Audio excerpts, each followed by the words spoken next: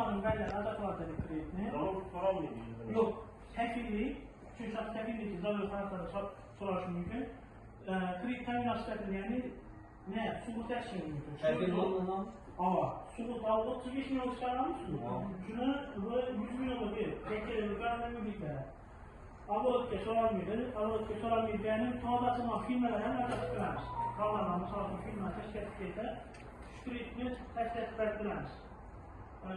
Kalkıntılardan hücretler. Yetkili ülkelerde harika almış. Yetkili ülkelerde maliye sallat alımıydı, hücretler alımıydı. Şu için mevcut olarak kuruldu. Ariz ağlamış, misal 3 faaliyet teşkil etsin için 100 milyon son kredi mağlarını, 3 meydanını satın alışıldığı için acaşılığı soruyorlar, bize ariz ağlar. Eğer elçice suikafana, aile ülkafana buladan olsa, maliye sallat yeri var üzere, ters hücretleri güvenaması bulan onları. Ters hücretleri nizamı buladı. Diğer rəhbərliği tasılan büyüdü, bunlar üçün əsərə gerek buladı. Diğer başka yerleri hücretlerden kurdu. Partilerden sonra bütün imtizat kırkısa. İmtizat veren de. Daha boru soran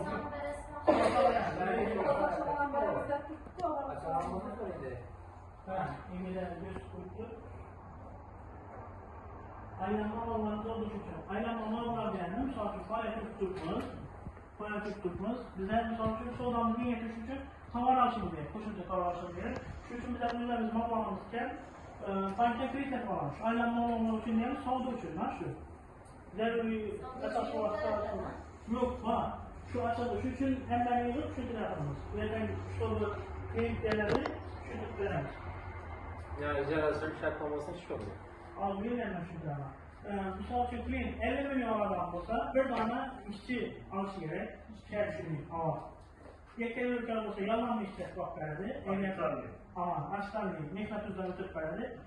Eğer en çocuk olan olsa büyük çıkart verdi. En çocuk olsa 50 milyona bir tane işçi, 100 milyon ise 2 tane işçi gerek olur.